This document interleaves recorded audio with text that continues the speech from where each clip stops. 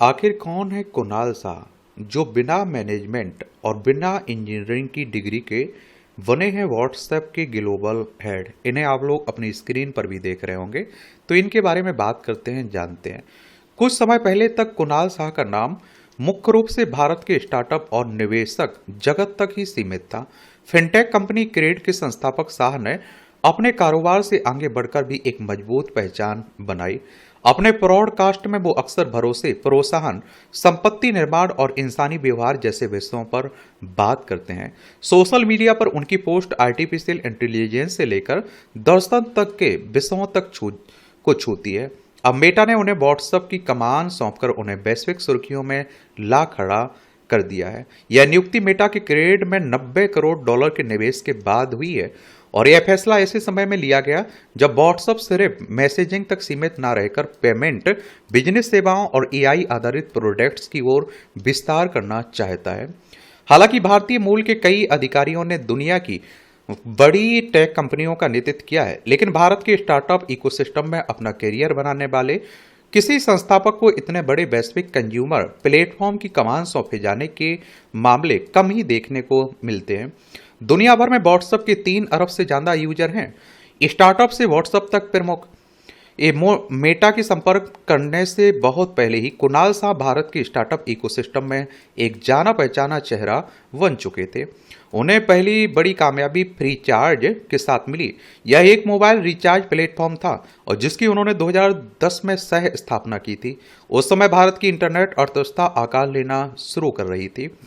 Company तेजी से बढ़ी और 2015 में ई कॉमर्स कंपनी स्नैपडील ने इसका अधिग्रहण कर लिया। उस समय यह देश के सबसे बड़े स्टार्टअप अधिग्रहणों में से एक था।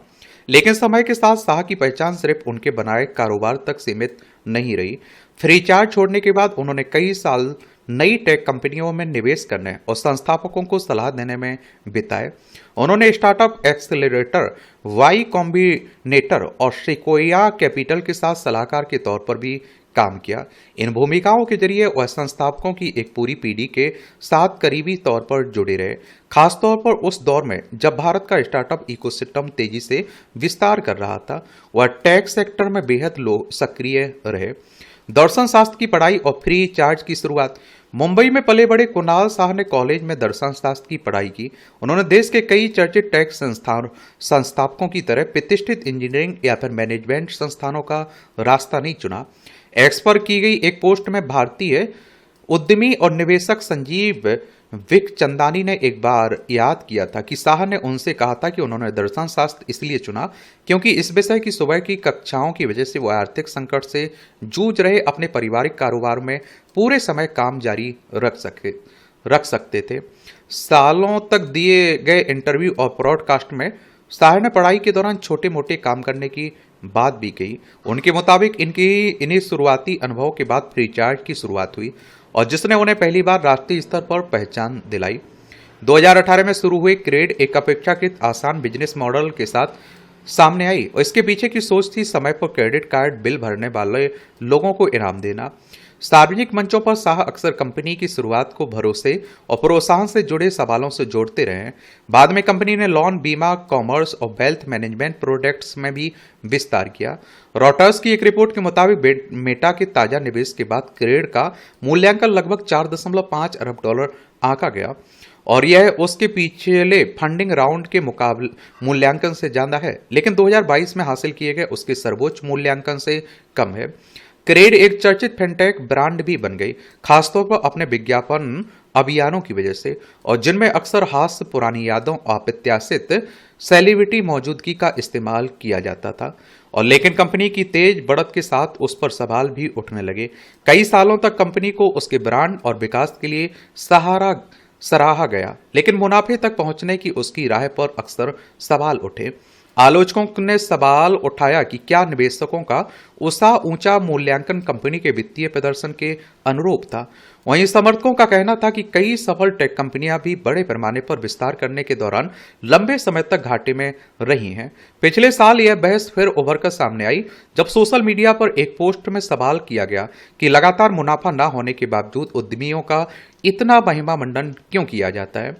शाह ने जवाब में माना कि मुनाफा कमाने वाले कारोबार को पहचान मिलनी चाहिए, लेकिन उन्होंने यह भी कहा कि कारोबार को बढ़ावा दिया जाना चाहिए क्योंकि उनसे रोजगार पैदा होते हैं और उनमें जोखिम उठाना पड़ता है। भारत की आधुनिक इंटरनेट अर्थव्यवस्था को आकार दिया।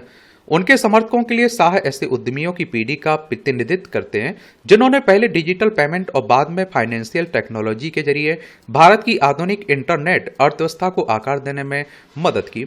शाह के साथ कई सालों तक नीतिगत मुद्दों पर काम करने वाली और स्टार्टअप पॉलिसी फोरम की सीईओ श्वेता राजपाल कोहली ने उन्हें ऐसा व्यक्ति बताया जिसमें किसी प्रोडक्ट को रेगुलेटरी जटिलताओं के नजरिए से देखने, प्रोडक्ट डिजाइन को रेगुलेटर के नजरिए से समझने की दुर्लभ क्षमता है।